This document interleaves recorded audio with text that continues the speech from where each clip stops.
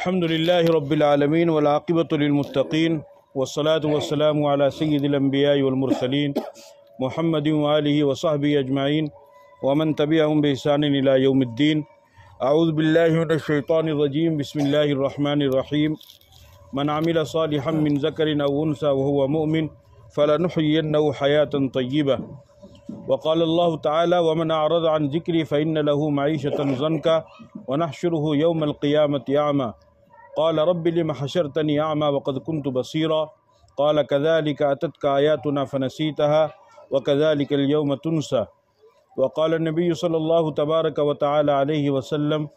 إذا مات الإنسان انقطع عنه عمله عن ثلاث: عن صدقة جارية أو علم ينتفع به او ولد صالح يدعو له او كما قال علیہ الصلاۃ والسلام. میرے محترم بزرگوں اور دوستو، اللہ رب العزت نے عمل کرنے کی جو جگہ بنائی ہے وہ یہی جگہ ہے، یہی دنیا ہے،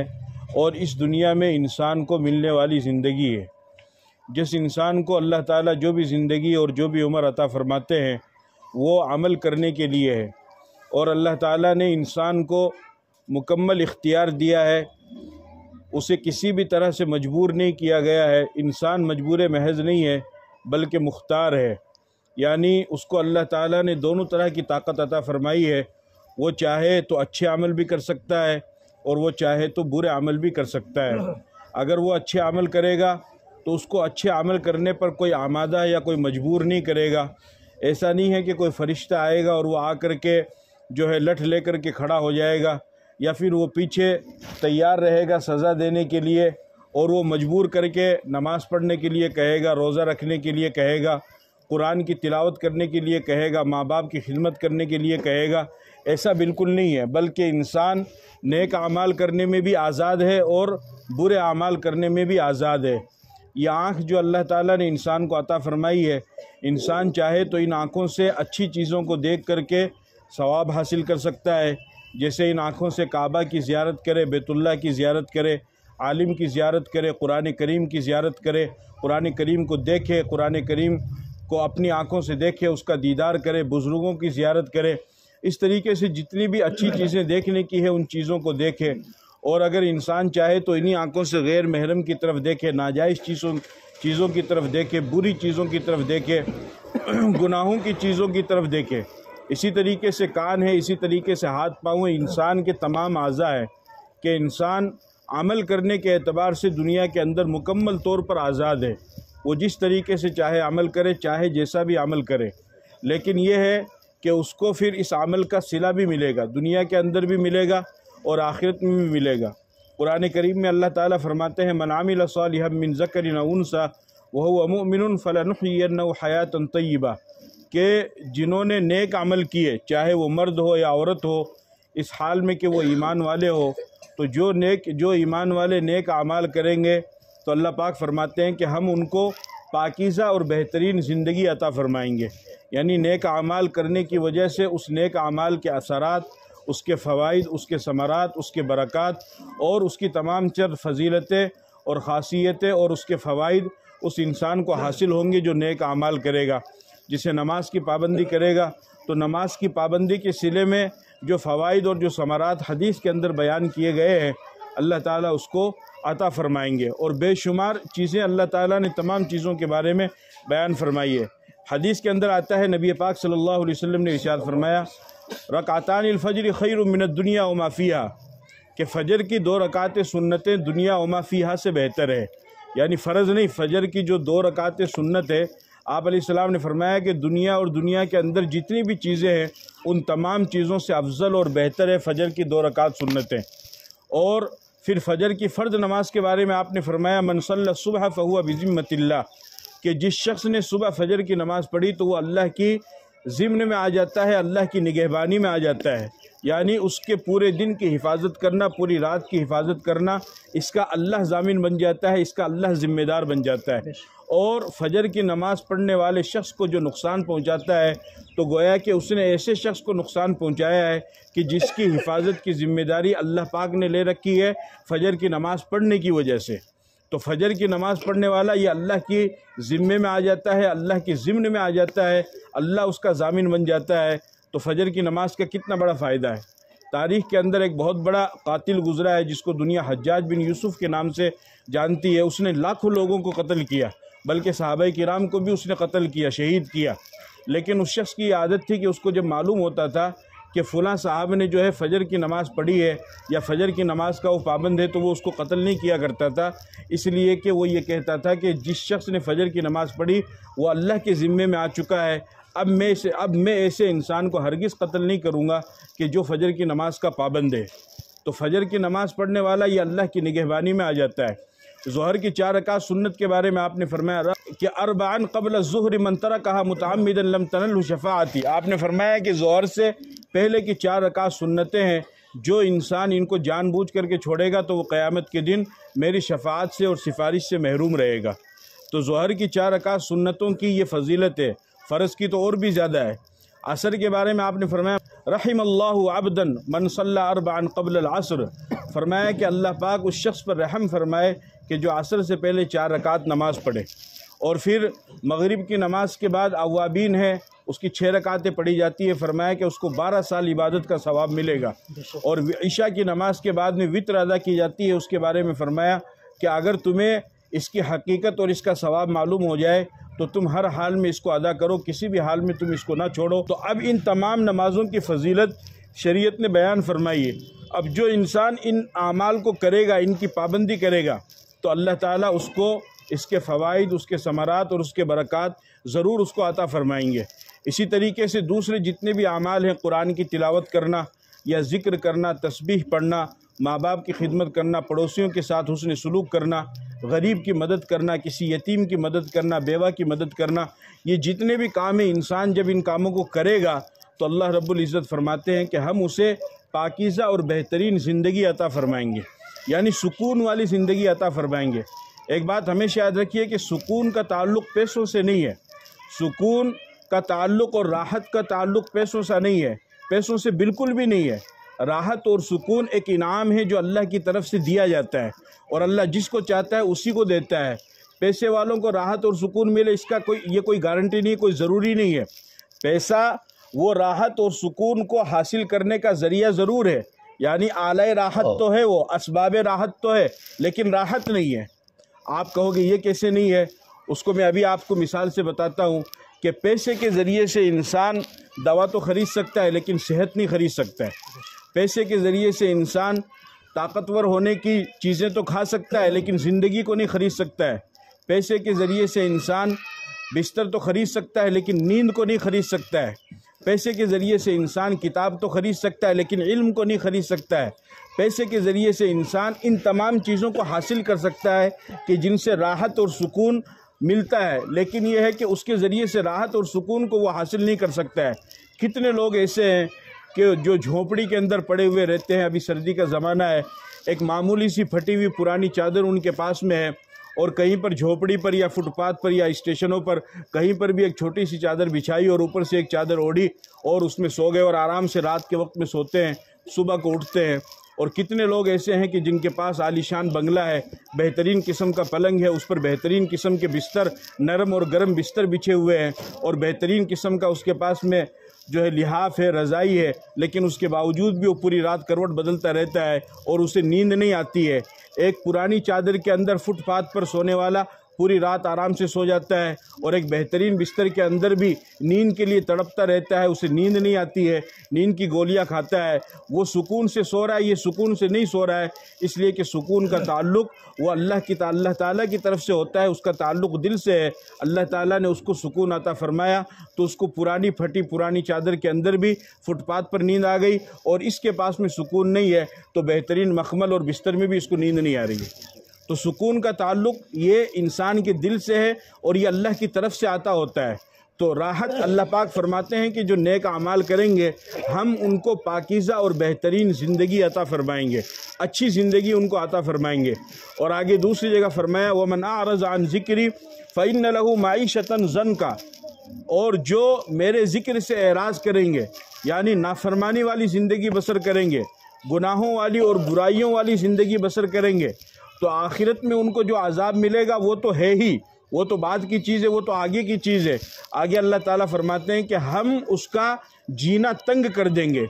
یعنی تمام چیزوں کے ہونے کے باوجود بھی وہ گھٹن کو محسوس کرے گا، چڑچڑے پن کو محسوس کرے گا، اختلافات کو محسوس کرے گا۔ گھر میں تمام چیزیں راحت اور سکون کی موجود ہے، بہترین عالی شان بنگلہ بھی بنا ہوا ہے اور تمام ضروریات کی چیزیں ہیں، بہترین کھانا بھی پکتا ہے، ساری چیزیں گھر کے اندر موجود ہے، لیکن اس کے باوجود بھی آپس میں پیار نہیں ہے، آپس میں محبت نہیں ہے، دو بھائی آپس میں ایک ساتھ بیٹھنے کو تیار نہیں ہے، اولاد ماں باپ کو ٹائم دینے کے لیے تیار نہیں ہے، ماں باپ اپنی اولاد کی طرف توجہ دینے کے لیے تیار نہیں ہے، دو بہن آپس میں بات کرنے کے لیے تیار نہیں ہے، میاں بیوی آپس میں 5-10 منٹ بیٹھ کر بات کرنے کو تیار نہیں ہے۔ ساری چیزیں موجود ہے اور موجود ہونے کے باوجود بھی آپس میں گھٹن ہے۔ یہ اس کی وجہ کیا ہے؟ اللہ پاک نے فرمایا کہ جو میرے ذکر سے اعراض کرے گا، یعنی جو نافرمانی والی زندگی کرے گا، گزارے گا، تو اس کو اسی طریقے سے گھٹن والی زندگی اللہ پاک عطا فرمائیں گے۔ اگر اس گھٹن سے ہم کو نکلنا ہے تو اس کے لیے ہمیں ان اعراض والی زندگی کو چھوڑنا ہوگا۔ اور اس کے بعد آگے کیا ہوگا؟ آگے اللہ پاک فرماتے ہیں وَنَحْشُرُهُ يَوْمَ الْقِيَامَةِ أَعْمَى، کہ ہم ایسے انسان کو قیامت کے دن اندھا بنا کر کے اٹھائیں گے، اندھا بنا کر کے اٹھائیں گے، اور وہ شخص کہے گا رب لم حشرتنی اعمی وقد كنت بصیرا، کہ اے میرے رب، دنیا کے اندر تو میرے پاس آنکھیں موجود تھی، میں اپنی ان آنکھوں سے دنیا کے اندر ہر چیز کو دیکھا کرتا تھا، اب آپ نے مجھے اندھا بنا کر کے کیوں اٹھایا جبکہ میرے پاس تو آنکھیں موجود تھی؟ اللہ پاک فرمائیں گے کذالک اتتک آیاتنا فنسیتها وکذالک اليوم تنسی، کہ تیرے پاس ہماری نشانیاں پہنچی تھی، تیرے پاس ہمارے پیغامات پہنچے تھے، تیرے پاس ہمارے احکامات پہنچے تھے، تیرے کو ہم نے موقع دیا تھا نیک اعمال کرنے کا، تیرے کو زندگی ہم نے دی تھی اچھائیوں کے اندر گزارنے کی، اس وقت تو نے ان تمام احکامات کو پس پشت ڈال دیا، ان تمام پیغامات کو پس پشت ڈال دیا، اور تو نے بجائے نیکی اور اچھی کی زندگی گزارنے کے بری اور نافرمانی والی زندگی گزاری۔ جس طریقے سے دنیا کے اندر تو نے میرے احکامات کو بھلایا، اسی طریقے سے آج کے دن ہم بھی تجھے بھلا دیں گے۔ اور اس کا صلہ یہ ہے کہ آج آنکھیں اندھی ہو چکی ہے اور اس انسان کو کچھ نظر نہیں آ رہا ہے۔ تو میرے دوستو، عمل کرنے کا جو وقت اللہ تعالیٰ نے ہمیں دیا ہے وہ اسی زندگی کے اندر ہے، اسی وقت کے اندر ہے، اور جب آنکھ بند ہو جائے گی پھر اس کے بعد عمل کرنے کا کوئی چانس باقی نہیں رہے گا، پھر انسان چاہ کر بھی عمل نہیں کرے گا۔ جو کچھ آپ نے عمل کیا ہے، چاہے وہ اچھا ہو یا برا ہو، تھوڑا ہو یا زیادہ ہو، وہ سارا کا سارا عمل، اس کا صلہ، اس کا بدلہ قیامت کے دن اللہ تعالیٰ آپ کو عطا فرمائیں گے، کوئی ایک نیکی بھی نہیں چھپی رہے گی۔ فَمَنْ يَعْمَلْ مِثْقَالَ ذَرَّةٍ خَيْرًا يَرَهُ وَمَنْ يَعْمَلْ مِثْقَالَ ذَرَّةٍ شَرًّا يَرَهُ، جس نے ذرہ برابر بھلائی کی ہوگی اس کو بھی دیکھ لے گا، اور جس نے ذرہ برابر برائی کی ہوگی قیامت کے دن وہ اس کو بھی دیکھ لے گا۔ تو انسان کے عمل کا تعلق اس کی زندگی میں ہے، اس کی زندگی کے ساتھ میں ہے۔ زندگی ختم ہونے کے بعد پھر وہ کسی بھی طرح کا عمل نہیں کر پائے گا، نہ تو اچھا عمل کر پائے گا اور نہ ہی برا عمل کر پائے گا۔ لیکن شریعت نے ہمیں ایک موقع فراہم کیا، اور وہ شریعت نے ہمارے اوپر احسان کیا، اللہ تعالیٰ نے ہمارے اوپر احسان کیا، اور وہ احسان کیا تھا؟ وہ احسان یہ تھا کہ اگر کسی جانے والے کا عزیز دنیا سے چلا گیا تو اس کو لاوارث نہیں چھوڑا گیا، اس جانے والے کو لاوارث نہیں چھوڑا گیا، بلکہ شریعت نے ہمیں یہ موقع دیا کہ اگر اس جانے والے کی طرف سے اس کے وارثین، اس کے جو بھی گھر والے ہیں، اس کے رشتہ دار ہیں، اس کے اہل خانہ ہیں، اگر وہ اس جانے والے کی طرف سے کچھ کام کریں تو ان کاموں کا ثواب بھی اللہ تعالیٰ اپنے فضل و کرم سے اس مرحوم کو پہنچا دیتے ہیں۔ ویسے تو عمل کا جو تعلق ہے وہ صرف انسان کی زندگی کے ساتھ ہے، مرنے کے بعد نہیں ہے، لیکن اس کے باوجود بھی ایک چانس ہمیں یہ ملا ہے، ایک راستہ ہمارے لیے یہ کھلا ہوا ہے کہ اگر جانے والے کے رشتہ دار اس کے ایصال ثواب کے لیے کچھ کریں تو پھر اللہ تعالیٰ اس کو ثواب عطا فرما دیتے ہیں۔ اور وہ کیا ہے؟ اس کو ایصال ثواب کہا جاتا ہے، کہ مرنے والا مر چکا ہے، اب وہ واپس پلٹ کر کے آئے گا نہیں، نہ توبہ کرنے کے لیے، نہ استغفار کرنے کے لیے، اور اب اس کو مہلت بھی نہیں ملے گی، اس کو موقع بھی نہیں ملے گا۔ قرآن کریم میں اللہ تعالیٰ فرماتے ہیں ربنا اخرجنا نعمل صالحا غیر الذی کنا نعمل، کہ جہنمی جب جہنم میں جائیں گے تو وہ کہیں گے کہ اللہ صرف ایک موقع ہم کو دے دے، صرف ایک موقع، کہ ہم دنیا کے اندر چلے جائیں اور ایسا عمل کریں گے کہ دنیا میں کسی نے ویسا عمل نہیں کیا ہوگا. یعنی اتنا نیک عمل کریں گے، اتنی اچھی زندگی گزاریں گے کہ کسی نے بھی ایسی زندگی نہیں گزاری ہوگی. لیکن یہ اللہ ایک موقع دے دیجیے. اللہ پاک فرمائیں گے اولم نعمرکم ما یتذکر فیہ من تذکر وجاءکم النذیر، کہ میرے بندے میں نے تمہیں اتنی زندگی دی تھی کہ اگر تم اس میں نیک عمل کرنا چاہتا تو اس میں آرام سے نیک عمل کر سکتا تھا، لیکن تو نے اس وقت نیک عمل نہیں کیا تو اب دوبارہ یہاں سے جانے کی تجھے اجازت بھی نہیں ہوگی. تیرے پاس ڈرانے والے لوگ آئے تھے، تیرے پاس خوشخبری دینے والے لوگ آئے تھے، تیرے پاس بتانے والے لوگ آئے تھے. لوگوں نے، علماء نے اپنے اپنے طور پر تجھے بتایا تھا جنت کے بارے میں، جہنم کے بارے میں، آخرت کے بارے میں، غضب کے بارے میں، رحمت کے بارے میں، ان تمام چیزوں کے بارے میں تجھے بتایا گیا تھا، لیکن تو نے اس وقت کوئی توجہ نہیں کی. اب یہاں پر آنے کے بعد یہاں سے جانے کی ہرگز کسی کو بھی اجازت نہیں. تو جانے والا جانے کے بعد دوبارہ پلٹ کر کے واپس نہیں آ سکتا ہے، توبہ کرنے کے لیے بھی نہیں آ سکتا ہے، کسی بھی ایک سبحان اللہ کہنے کے لیے بھی وہ واپس نہیں آ سکتا ہے. بس جو موجود ہے ان کے پاس میں موقع ہے کہ وہ چاہیں، جتنا چاہیں، جس طریقے سے چاہے وہ نیکیوں کو کما لے. ان کے پاس میں موقع ہے، اور پھر جب ان کی زندگی ختم ہوگی تو پھر ان کے پاس سے بھی یہ موقع ختم ہو جائے گا. چنانچہ اس کو ایصال ثواب کہا جاتا ہے. حدیث کے اندر آتا ہے، آپ علیہ الصلوۃ والسلام نے فرمایا اذا مات الانسان انقطع عنہ عن ثلاث، کہ جب انسان مر جاتا ہے تو اس کے عمل کا سلسلہ ختم ہو جاتا ہے، لیکن 3 چیزیں ایسی ہے کہ اگر انسان ان کو اپنی زندگی کے اندر کر کے جائے تو پھر اللہ تعالیٰ اس کا ثواب اس کو مرنے کے بعد بھی عطا فرماتے ہیں. اس میں سے ایک ہے صدقہ جاریہ، یعنی کوئی ایسا کام کرنا کہ جس کے ذریعے سے انسان کے مرنے کے بعد بھی اس کو ثواب ملتا رہے، اس کو صدقہ جاریہ کہا جاتا ہے. جیسے آپ نے اپنی زندگی کے اندر کوئی ایسا کام کیا کہ جس سے آپ کے مرنے کے بعد بھی لوگوں کو فائدہ پہنچ رہا ہے. ایک گاؤں ہے، وہاں پر پانی کے لیے لوگوں کو بہت زیادہ دقت ہوتی ہے، پریشانی ہوتی ہے. وہاں کی عورتیں 2-2 3-3 کلومیٹر تک دور تک پانی لے کر کے آتی ہے. آپ نے وہاں پر جا کر کے کنواں کھدوا دیا، تو اب اس گاؤں کے لوگ جب تک آپ کے بنائے ہوئے کنویں سے فائدہ اٹھائیں گے، آپ زندہ رہیں یا مر جائے اس سے کوئی فرق نہیں پڑتا ہے، آپ کو اس کا ثواب ملتا رہے گا، بلکہ قیامت تک اس کا ثواب آپ کو ملتا رہے گا. اسی طریقے سے مدرسے میں پڑھنے والے بچے ہیں، آپ نے کسی بچے کی مدد کی، کسی کے لیے کپڑا بنوایا، یا کسی کے لیے تپائی بنوائی، یا کسی کے لیے ضرورت کو پورا کیا، کسی کے لیے راشن کا، جس طریقے سے بھی کسی غریب کی آپ نے مدد کی جس کا آپ کے جانے کے بعد بھی ان کو فائدہ ہو رہا ہے، تو اللہ رب العزت اس کا ثواب آپ کو عطا فرمائیں گے. اس کو صدقہ جاریہ کہا جاتا ہے. دوسرا آپ نے فرمایا اولد صالح یدعو لہ، کہ نیک اولاد انسان چھوڑ کر کے جائے. تو نیک اولاد جب انسان چھوڑ کر کے جائے گا تو یہ بھی انسان کے لیے صدقہ جاریہ ہوتی ہے، اس لیے کہ وہ ہر وقت نیکی کرتی رہے گی تو اللہ تعالیٰ اس کا ثواب بھی مرنے والے کو عطا فرمائیں گے. اور تیسرا آپ نے فرمایا او علم ينتفع به، کہ انسان ایسا علم چھوڑ کر کے جائے کہ جس علم کے ذریعے سے بعد کے لوگوں کو فائدہ ہو. جیسے ہمارے استاد نے ہم کو پڑھایا، پھر ہم بچوں کو پڑھائیں گے، پھر وہ بچے اور بچوں کو پڑھائیں گے، پھر وہ بچے آنے والی نسلوں کو پڑھائیں گے. اس طریقے سے جب تک یہ پڑھائی کا، سیکھنے سکھانے کا سلسلہ چلتا رہے گا، اس وقت تک اللہ تعالیٰ سب کو اس کا ثواب عطا فرماتے رہیں گے،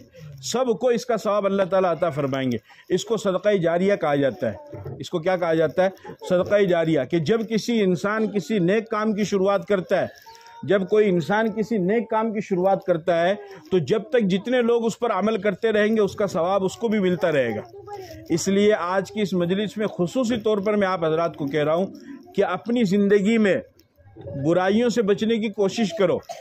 لیکن اگر اس سے نہیں بچ سکتے ہو تھوڑی دیر کے لیے، چونکہ شیطان اور نفس انسان کے ساتھ میں لگا ہوا ہے، تو پھر برائی کرنے کے بعد توبہ کا دروازہ اللہ نے رکھا ہے، استغفار کا دروازہ ہے کہ توبہ کا دروازہ جب آپ کھٹکھٹاؤ گے تو اللہ تعالیٰ آپ کے گناہوں کو معاف بھی کر دے گا، آپ کی توبہ کو قبول بھی کر لے گا. لیکن اپنی زندگی کے اندر کوئی کام ایسا مت کرنا کہ جو کام غلط ہو، جو شریعت کے خلاف ہو.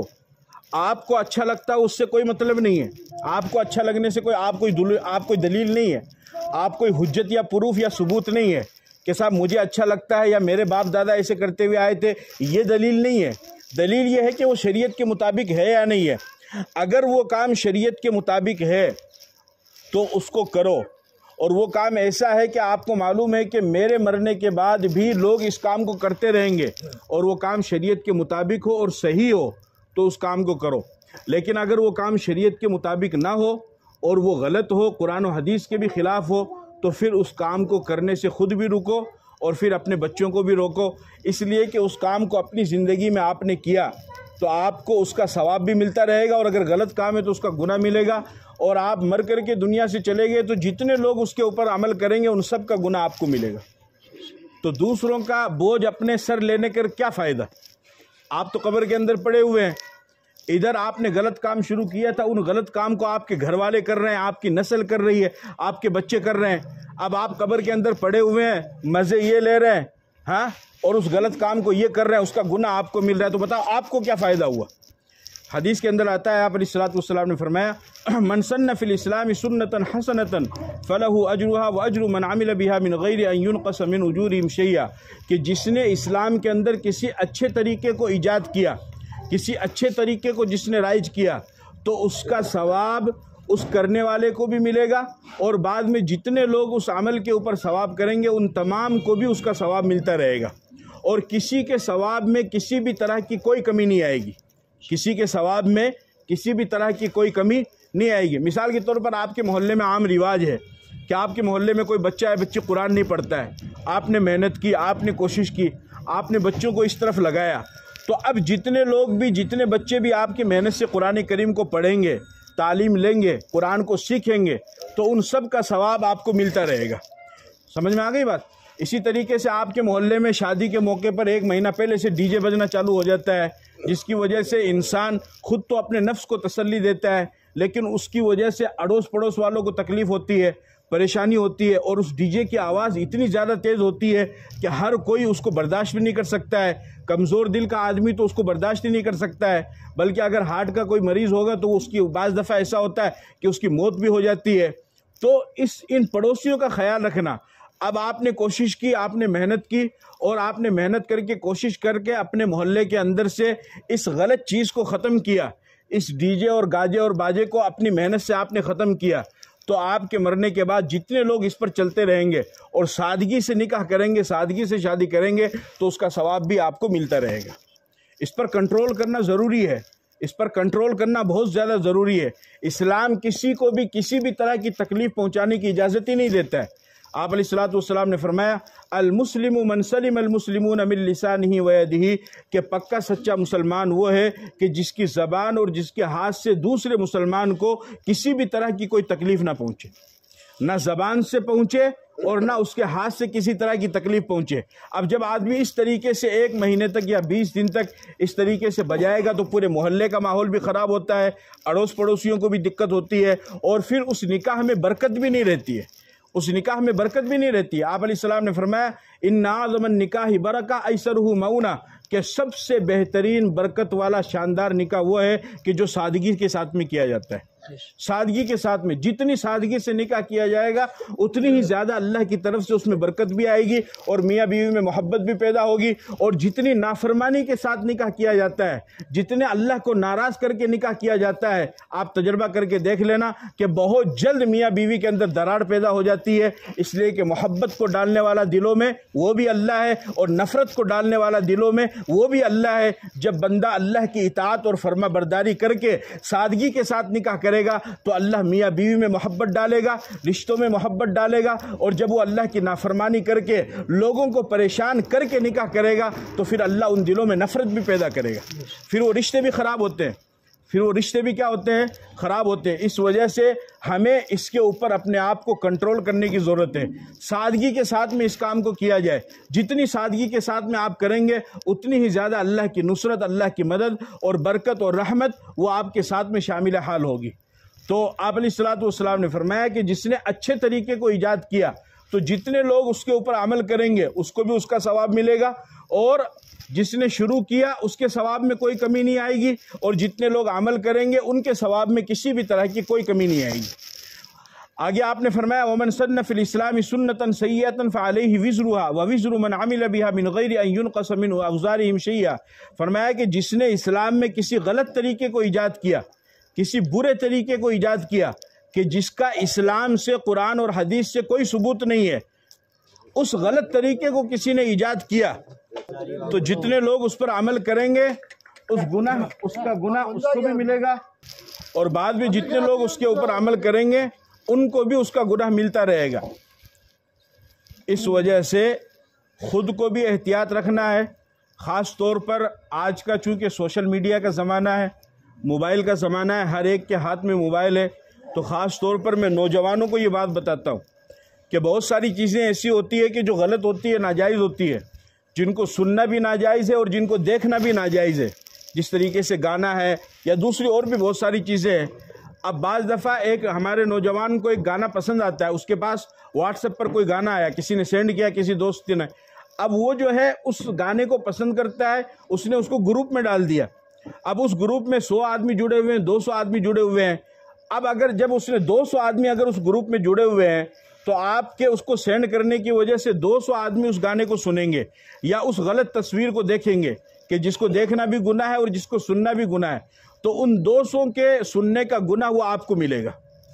اور خدا نخواستہ اسی طریقے سے اگر آپ کا انتقال ہو گیا تو آپ کے انتقال ہونے کے بعد آپ نے اس گانے کو گروپ میں شیئر کیا، پھر وہاں سے اٹھا کر کسی نے اگلے گروپ میں شیئر کر دیا، اس طریقے سے جب تک یہ گروپ میں شیئر ہوتا رہے گا تو اس کا گناہ آپ کو ملتا رہے گا، آپ زندہ رہیں یا پھر آپ دنیا سے چلے جائیں،